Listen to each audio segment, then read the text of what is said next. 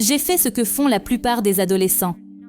S'ils ne sont pas heureux, s'ils se sentent tristes ou quoi que ce soit d'autre, ils courent vers les drogues et l'alcool. Ils courent vers des substances terrestres qui, pensent-ils, vont les satisfaire, et c'est ce qu'ils font. Elles vous font vous sentir bien pendant quelques heures, puis vous vous réveillez et vous êtes toujours aussi triste qu'avant. C'est juste un mécanisme d'adaptation pour beaucoup de gens et c'est très courant. Mais je m'en suis servi pour m'évader. J'attendais que les week-ends arrivent pour pouvoir me saouler ou me défoncer et oublier ma tristesse pendant quelques heures. Je me sentais tellement heureuse, mais bien sûr, cela n'a jamais rien arrangé. Et j'ai aussi couru vers des hommes. J'ai sauté dans des relations qui n'étaient pas bonnes pour moi. J'ai couru après un gars pendant longtemps qui ne me donnait jamais la satisfaction que je recherchais, mais c'est ce que j'ai fait. Je ne savais pas quoi faire d'autre à cet âge, et personne ne me donnait de réponse. Je n'avais aucune idée de ce qu'il fallait faire à part ça. C'était la seule vie que je connaissais. Et puis, quelques mois après le début de la première année, ma meilleure amie avait commencé à aller à l'église et à participer à ce groupe de jeunes. Et j'étais comme « Ok, tu peux y aller, mais je n'irai pas avec toi. » Je l'ai regardé un peu bizarrement aller là-bas parce que je ne comprenais pas. J'étais comme « Tu vas devenir comme un petit bonhomme de chaussures, une fille d'église ?» Et je la suppliais toujours de venir faire la fête avec moi, de boire avec moi le week-end, et elle refusait toujours. Et je n'ai jamais compris pourquoi elle ne voulait pas faire les choses que je faisais. Et c'est ce qui m'a amenée à être curieuse sur ce que cet endroit faisait sur elle. Parce que j'étais comme, comment pouvait-elle dire non à quelque chose d'aussi génial? C'est ce que je pensais de la drogue et de l'alcool à l'époque. Elle n'arrêtait pas de me supplier de venir avec elle. Viens à l'église avec moi. Pendant des mois, j'ai dit, non, je n'irai pas là-bas. Je n'appartiens pas à cette place. Je ne suis pas une fille d'église.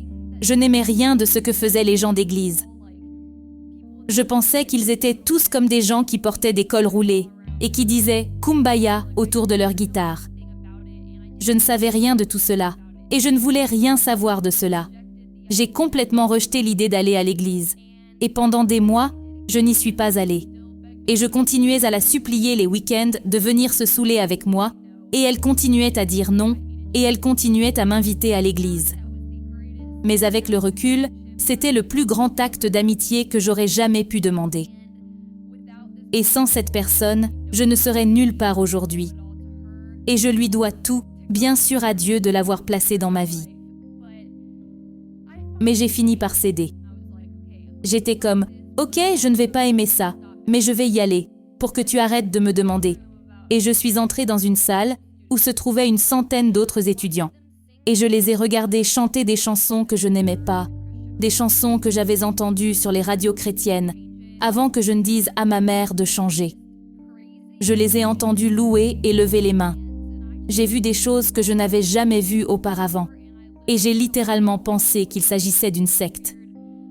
J'étais comme, c'est vraiment bizarre. Mais après avoir écouté le pasteur parler, je n'étais plus prête à abandonner. Et j'ai eu quelque chose dans mon esprit qui était comme, continue à aller, juste pour la rendre heureuse, voir de quoi il s'agit. Il y avait manifestement une raison pour laquelle ces étudiants agissent ainsi, et cela m'a en fait intriguée. Qu'est-ce que ces gens ressentent? De quoi parlent-ils? À qui parlent-ils? Je ne comprenais pas. Mais cela m'a poussée à vouloir comprendre, parce que je ne pouvais pas supporter l'idée que je ne comprenais pas quelque chose. J'y suis donc retournée la semaine suivante, et ça m'a plu un peu plus. Mais j'étais toujours un peu bizarre à cela.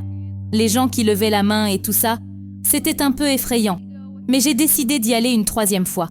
Nous sommes maintenant au mois de mars, et je marche dans la même église, et je vois des gens qui font les mêmes choses, mais les choses ont comme changé.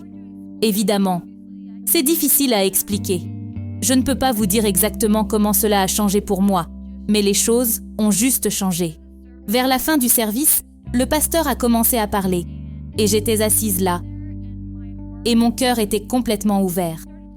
Il a commencé à parler du fait qu'il savait qu'il y avait des gens dans la salle qui ne connaissaient pas Dieu, et qu'il y avait des gens dans la salle qui ont été blessés, et qui se sentaient vides, et qu'ils ont vu ce qui a été fait aux autres autour d'eux, et qu'ils désespéraient de ce qu'ils voyaient. Je savais au fond de moi qu'il parlait de moi. Il n'avait pas besoin de me regarder ou quoi que ce soit d'autre. Je savais qu'il parlait de moi et tout ce qu'il disait. Je m'y retrouvais à bien des égards.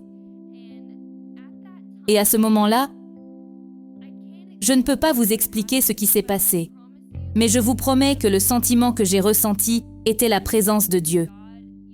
Si vous voulez le croire ou non, vous n'avez pas à le faire, mais je sais que ça l'était. Toute la pièce était silencieuse. Je n'ai rien entendu à part celui qui parlait. Et à ce moment-là, j'ai ressenti quelque chose que je n'avais jamais ressenti de toute ma vie. Et je sais évidemment que c'était la présence de Dieu. Et que c'était l'amour de Dieu qui rayonnait sur moi, interceptant ma vie à ce moment précis, assise sur cette chaise. Et après que le pasteur ait fini de parler, il a prié pour que nous acceptions Jésus dans nos cœurs comme notre Sauveur. Il a prié pour toutes les personnes dans la salle qui se sentaient comme moi.